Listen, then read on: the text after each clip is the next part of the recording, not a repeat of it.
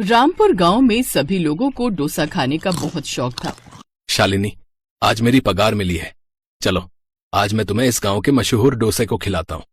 अरे वाह, मुझे तो डोसा बहुत पसंद है, पर आप तो ऐसे बोल रहे हो जैसे पहली बार डोसा खाने जा रहे। मोहन अपनी पत्नी को लेकर चला गया। अरे भैया, जरा 2 प्लेट डोसा लगाना। क्या बात है भैया, लगता है आज पगार मिली है आपको, है? जरूरी है कि जब पगार मिली हो तभी मैं तुम्हारी दुकान पर डोसा खाने आऊँ। आज मेरी बीवी का मन था इसलिए लेकर आया। खैर, डोसे वाले ने उन दोनों के लिए डोसा लगाया और दोनों ने बड़े ही चाव से खाया। डोसा खाकर दोनों लोग अपने घर वापस आ गए। मोहन, हम दोनों की जिंदगी बिल्कुल एक जैसी है, न ही तुम्हारा इस दुनिया में कोई है और न ही मेरा। अच्छा हुआ ऊपर वाले ने हम दोनों को मिला दिया, हम दोनों एक दूसरे का सहारा हैं। शालिनी, मेरे माँ बाप तो बचपन में ही गुजर गए थे। काश मेरे माँ बाप होते तो तुम्हें अपने सास ससुर का भी प्यार मिल जाता।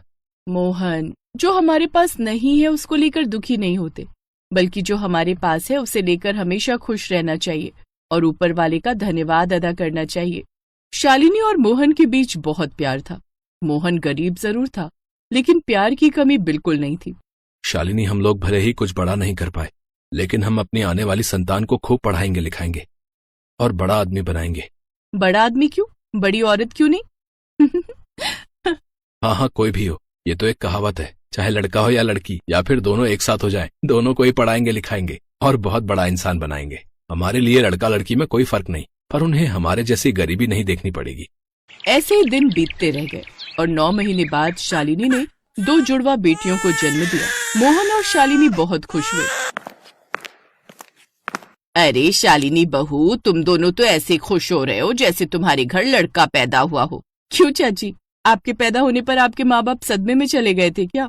अब उस औरत को कुछ समझ नहीं आया कि क्या जवाब दिया जाए। खैर, मोहन अब दिन दुगनी रात चौगुनी मेहनत मजदूरी करता और अपने बच्चों के लिए अच्छे अच्छे कपड़े लेकर आता। धीरे धीरे दोनों बच्चियां 3 साल की हो गई। पापा, आज आप हमारे लिए कुरकुरे नहीं लाए? नहीं बेटा, आज तो तेरे पापा कुरकुरे लाना भूल गए।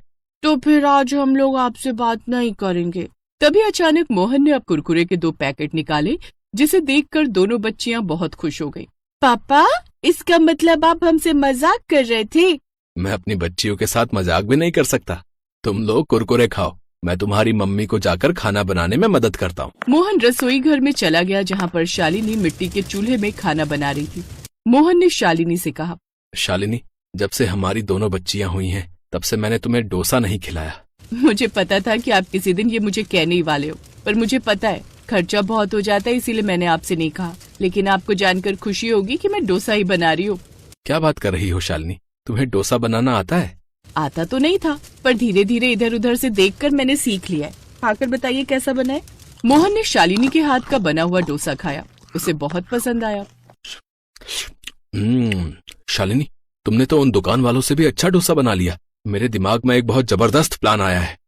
कैसा प्लान? मुझे पता है कि मैं मेहनत मजदूरी करके अपने सपने पूरे नहीं कर सकता। हमारी बच्चियां पढ़ाई के लायक हो रही हैं, उनका हमें स्कूल में एडमिशन कराना पड़ेगा, जिसमें बहुत खर्चा आएगा। मैं अपनी बच्चियों को कोई भी कमी महसूस नहीं होने देना चाहता, इसलिए मैं चाहता हूँ कि कोई बिजनेस कर लूं।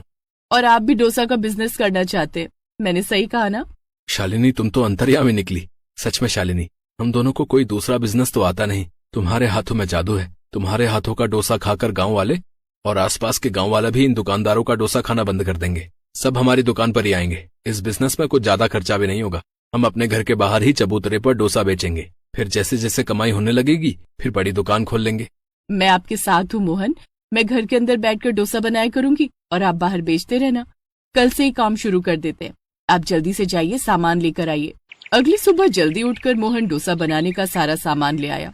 शालिनी ने अपने हाथों से बहुत ही स्वादिष्ट डोसा बनाए और मोहन अपने घर के बाहर चबूतरे पर उन्हें रखकर बेचने लगा। काफी देर तक उनकी दुकान पर कोई नहीं आया, पर थोड़ी देर बाद एक आदमी आया। अरे मोहन, अरे तुमने डोसे की दुकान कब खोली भाई? जरा एक प्लेट लगाओ तो। बस भाई साहब, अभी अभी खोली है, खाकर बताइए कैसा लगा स्वाद। मोहन ने शालिनी का बनाया हुआ डोसा उस आदमी को खिलाया। खाने के बाद उस आदमी ने कहा, हाँ ठीक ठाक है, लेकिन तुम जो है ना भाई, उन लोगों को टक्कर नहीं दे पाओगे। वो पुराने धुरंधर हैं, सारे गांव वाले उन्हीं के पास जाते हैं। गांव वालों को उनके डोसे की आदत पड़ चुकी है। तुम्हें अगर अपना धंधा चलाना है तो कुछ अलग करना पड़ेगा। वरना कोई नहीं आएगा। अरे भाई साहब, डोसे का स्वाद तो डोसे जैसा ही होगा ना।